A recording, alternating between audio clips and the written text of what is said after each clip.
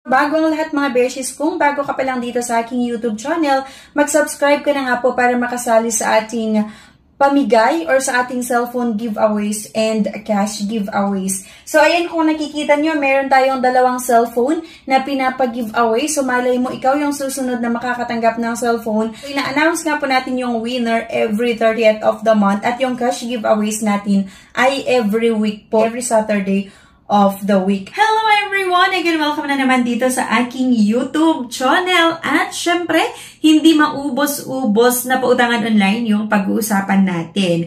Pero sana bago nyo subukan itong pautangan na ito ay mapanood nyo yung buong video para malaman nyo kung okay nga ba siya or hindi. So ayon kasi mga besh, sa pautangan na ito, malaki daw yung pwede nating mautang. Pwede nga daw makahiram hanggang 25,000 pesos. Hanggang 50,000 pesos. Pero bago ang lahat, if declined sa bank and other loan apps, pwede niyong subukan yung ibang options.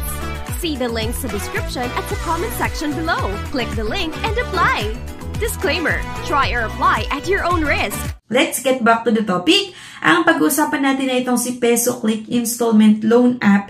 Under nga daw ng 9F, Lending Philippines Incorporated. Kapag gusto nating umutang, kailangan nga natin daw silang bigyan ng permission para i-access yung install apps, camera, device data, at syempre kapag nag-agree ka, ito nga daw mga besh, apply for a loan in minutes. So dito din pala itong si PesoClick Installment Loan, para din siyang third parties kasi kung makikita nyo, marami din siyang loan app na pwede nyong mahiraman. Halimbawa, si Easy Loan. Loan terms ay 91 to 120 days. Totoo kaya? Annual interest rate, 0.0%. At fast approval in 2 hours. At meron pa nga daw itong max at 25,000 nga daw yung pwedeng mahiram. Kay Quick Peso VIP naman daw, pwedeng umutang hanggang 50,000 pesos. May 0.05% interest. Fast approval in 10 minutes at merong 91 to 360 days na payment terms. Itong instant loan VIP naman, 10 minutes daw yung loan approval, 0.05 annual interest rate at may max loan terms, 91 to 360 days at 50,000 nga daw ulit yung pwedeng mautang dito. So, tignan natin okay kaya itong mga besh. Ayan, syempre, same lang din siya with other loan app na bago nyo subukan, kailangan nating mag-login kung meron kayo na-create na account before. Register naman kung mag-create pa lang kayo ng account sa loan app na ito. So, kailangan nating maglagay ng ating phone number at yung verified code na sinend nila sa ating mobile number. Okay? So, you will be applying for your loan. Please see tips below for faster approval.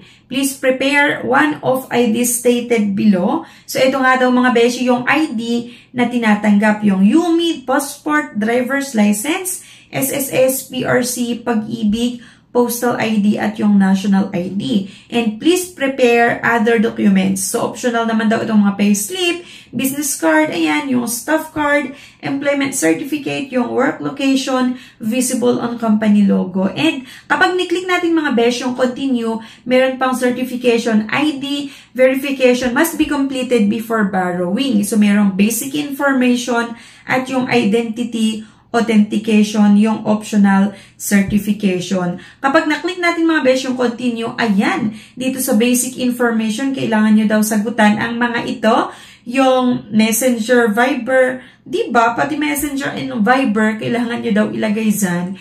Yung backup phone number, yung industry, yung religion, marital status. Next dito daw ay yung job information. So, ito nga mga besh, kailangan ilagay yung company name, yung payday 1 and payday 2, working experience at yung monthly income, at syempre yung address. Next nga dito ay yung address information. Pagkatapos ng address information, itong emergency contact mga besh, kailangan yung sagutan yung mga yan. At ito nga, ID identification must be completed. Ito nga, certification mga beshes. Ayan. So, kailangan nyong mag-upload ng isang valid ID at job information. Ayan, optional naman itong mga to.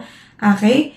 Kapag na-click mo yung confirm, ito na nga daw ulit mga besh, repay on time can join the higher loan limit and longer loan terms. So, kung makikita nyo mga beshes, di ba ang in-apply natin ay yung easy loan? Yung may nakalagay na under review. The audit takes about 12 hours. Give 5-star praise to increase the review pass rate. Okay? So, halimbawa mga beshi, ma-decline kayo dito kay easy loan, pwede nyo daw i-try itong Quick Peso VIP, tas itong Instant Loan VIP.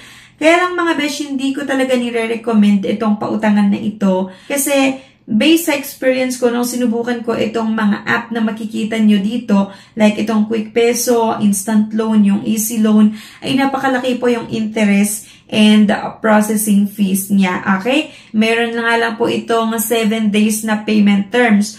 So, for example, mga beshi, mag-loan ka ng 2,000 pesos, ang matatanggap mo lang ay nasa 1,150 pesos at kailangan mong bayaran sa loob ng 7 days ay 1,980 pesos. Diba? So, napakalaki mga besh yung interest and processing fees niya. Kaya hindi ko talaga nire-recommend sa inyo kasi instead na makatulong, mas lalo kayong ilulubog sa utang. At bigyan ko lang din kayo ng babala na lahat po ng mga loan shark, yung mga may malalaking interest at processing fee, kapag po nag-post due yung account or wala kayong pambayad, tiyak talaga na makakarinig ka ng hindi maganda sa mga customer service nila or sa mga agent nila, sa mga collection agent.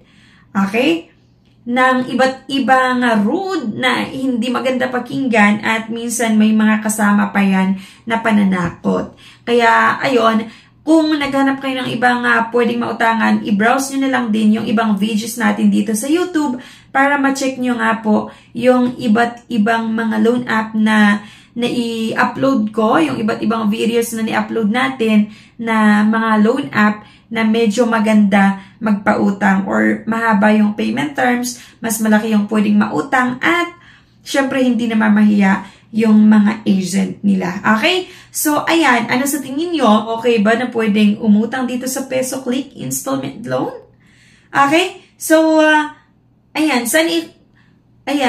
Saan i-comment nyo kung ano sa tingin nyo. At syempre, kung meron kayong experience dito, maganda man yan or hindi, sana i-comment nyo pa rin yan para bigyan natin ng babala mga besh yung mga bago pa lang or yung mga nagbabalak umutang sa ganitong pautangan online na kung saan may mahabang interest and processing fees para diba magkaroon sila ng idea bago nila i-try. Okay? So anyway, thank you for watching. Please don't forget to click the subscribe button. Sana i-like nyo din yung video na ito at i-share nyo. Thank you guys and bye-bye.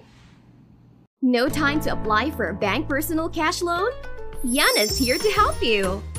I assist pre-qualified clients with basic monthly income at least 25,000 per month. Hassle-free at walang fee. Lahat ng process sa bank gagawin. 2 to 5 banking days lang approval. Loan up to 2 million. Email amawanyana@gmail.com or message my FB page, Yana Insta Review. Note, qualifications may vary subject to the bank's terms and policies.